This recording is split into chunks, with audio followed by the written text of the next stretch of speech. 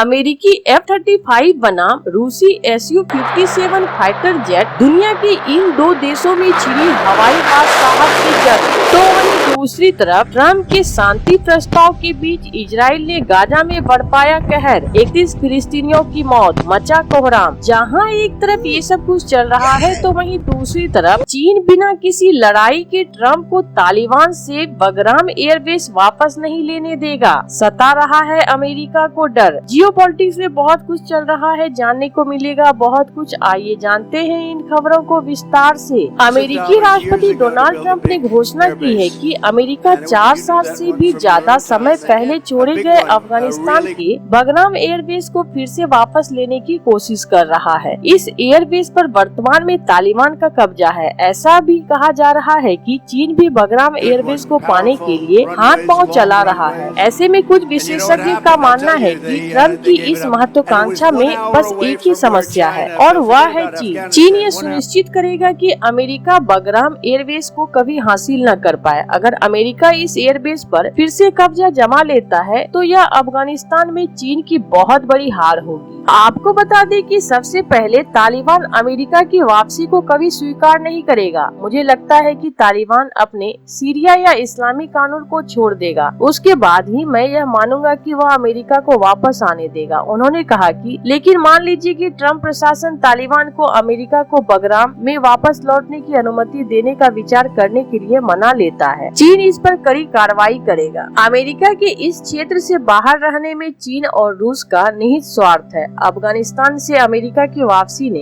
अफगानिस्तान के खनिजों को लूटने की होड़ मचाई है। इसमें चीन सबसे आगे है। चीन ने दुनिया में सबसे पहले तालिबान के नेतृत्व वाली अंतरिम सरकार के साथ संबंध स्थापित किया और अपने राजदूत को काबुल में तैनात किया। चीन ने अफगानिस्तान के कई खदानों में खुदाई भी चालू कर दी है। इतना ही नहीं, चीन ने बेल्ट एंड रोड इनिशिएटिव का विस्तार अफगानिस्तान तक कर दिया है। तालिबान के अनुसार चीन ने न केवल अफगानिस्तान के खनन अवसरों में रुचि व्यक्त की है, जहां लिथियम, तांबा, लोहा, सोना और यूरेनियम जैसे खनिज प्रचुर मात्रा में है, बल्कि बीजिंग ने यह भी कहा है कि वह काबुल के साथ व्यापार बढ़ाने के लिए तैयार है। इन खनिजों तक पहुंच से चीन को बहुत लाभ हो सकता है। चीन के साथ व्यापार और खनन समझौते का अफगानिस्तान की संकटग्रस्त अर्थव्यवस्था पर पड़ने वाला प्रभाव काबुल के लिए महत्वपूर्ण साबित हो सकता है। चीनी तालिबान पर काफी प्रभाव रखते हैं, खासकर जब अमेरिका की वापसी जैसी बात होती है। उन्होंने कहा ये खनन अधिकारी को रद्द करके, व्यापार को प्रतिबंधित करके, राजनीतिक और कूटनीतिक मान्यता समाप्त करके तालिबान पर दबाव डाल सकते हैं। ये सभी चीजें तालिबान के लिए महत्वपूर्ण है क्योंकि वे एक सरकार के रूप में विकसित होने और वैध मान्यता प्राप्त करने का प्रयास कर रहे हैं। उन्होंने आगे कहा कि तालिबान को इस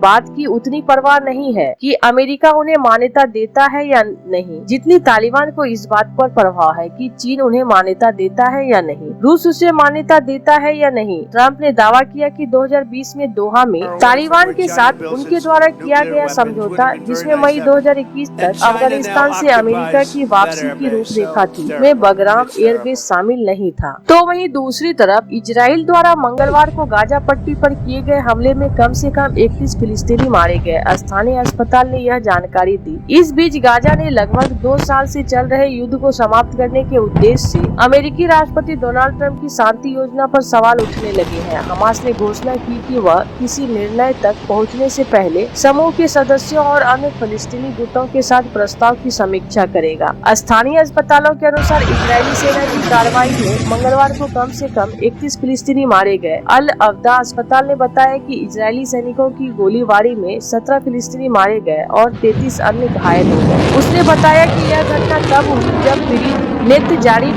में मानवीय सहायता प्राप्त करने का प्रयास कर रहे थे। नेत्जारिम इजरायली नियंत्रण वाला गलियारा है जो उत्तरी और दक्षिणी गाजा में विभाजित करता है। अस्पताल ने बताया कि के बाद में हुए एक इजरायली हमले के मध्य गाजा के नुसेरत शरणार्थी शिविर में 4 लोग मारे गए। इजरायली सेना ने मोवासी में विस्थापित फिलिस्तीनी परिवारों के 2 तंबुओं को भी निशाना बनाया। मोवासी भूमध्य सागरीय तट पर स्थित है, जिसमें इजरायली सेना ने सुरक्षित क्षेत्र घोषित किया था। अल अक्सा अस्पताल ने बताया कि एक हमले में 4 महिलाओं और एक बच्चे सहित 7 लोग मारे गए, जो इस महीने की शुरुआत में इजराइल के बढ़ते हमले से बचने के लिए गाजा शहर से भागे थे। दक्षिण फिलिस्तीन शहर खान यूनिस के नसेर अस्पताल ने बताया कि एक अन्य हमले में एक व्यक्ति, उसकी 7 महीने की गर्भवती पत्नी और उसके छोटे बच्चे की मौत हो गई। इजरायली सेना ने गोलीबारी या हमले पर तुरंत कोई प्रतिक्रिया नहीं दी। उसने एक बयान में कहा कि पिछले 24 घंटे में उसके सैनिक ने कई सशस्त्र आतंकवादियों को मार गिराया और हथियार भंडारण सुविधाओं और निगरानी चौकियों सहित हमास के बुनियादी ढांचे के 160 से ज्यादा ठिकानों पर हमला किया गया है। जहां एक तरफ ये सब कुछ चल रहा है तो वहीं दूसरी तरफ दुनिया में अब 5वीं पीढ़ी के स्टील्थ फाइटर जेट की जंग तेज होने जा रही है। भारत और पाकिस्तान के बाद अब अफ्रीका तक अत्याधुनिक फाइटर जेट को पाने की होड़ शुरू हो गई है। पश्चिमी अफ्रीकी देश अल्जीरिया की सरकार ने ऐलान किया है कि वह रूस से सुखोई Su-57 फाइटर जेट खरीदने जा रहा है। वहीं अल्जीरिया के धुर विरोधी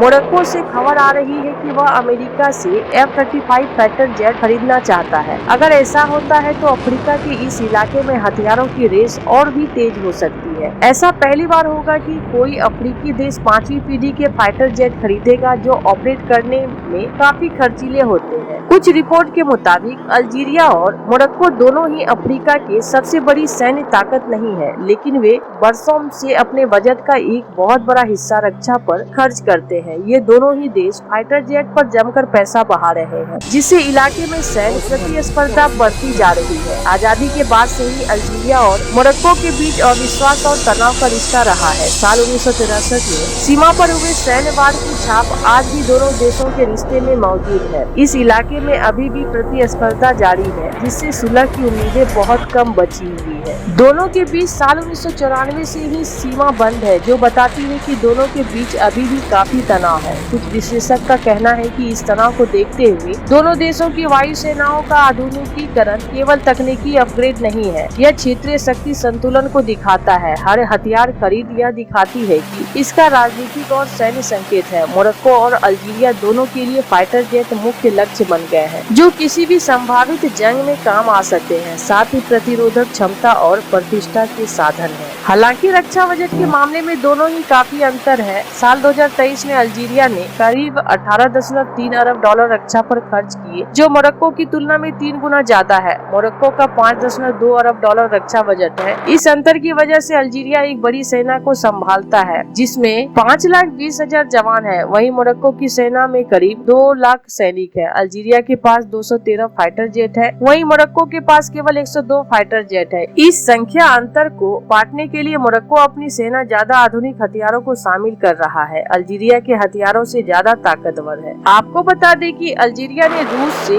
बहुत ही करीबी संबंध रखे हैं, जो उसके हथियार का सबसे बड़ा सप्लायर है। साल 2019 में अल्जीरिया ने 16 अतिरिक्त सुखोई 30 फाइटर जेट का ऑर्डर दिया था। अब उसे यह फाइटर जेट मिलने लगे हैं, इससे उसकी संख्या काफी बढ़ने लगी है। वहीं अल्जीरिया अब सुखोई 57 ले रहा है। यह वही फाइटर जेट है जिससे रूस ने भारत को भी ऑफर किया था। रूसी राष्ट्रपति व्लादिमीर पुतिन के भारत दौरे पर इस पर बड़ा फैसला हो सकता है। वहीं मोरक्को क्वालिटी पर लगातार अपना फोकस बनाए हुए है और उसने अमेरिका से 25 अत्याधुनिक F-16 फाइटर जेट खरीदा है। ये F-16 मोरक्को की सेना की बैकबोन है। ऐसे आपको क्या लगता है इस सब मामले में? आपकी क्या राय है? कमेंट कर जरूर बताएं। जल्द मिलते हैं अगले वीडियो में नई खबर के साथ।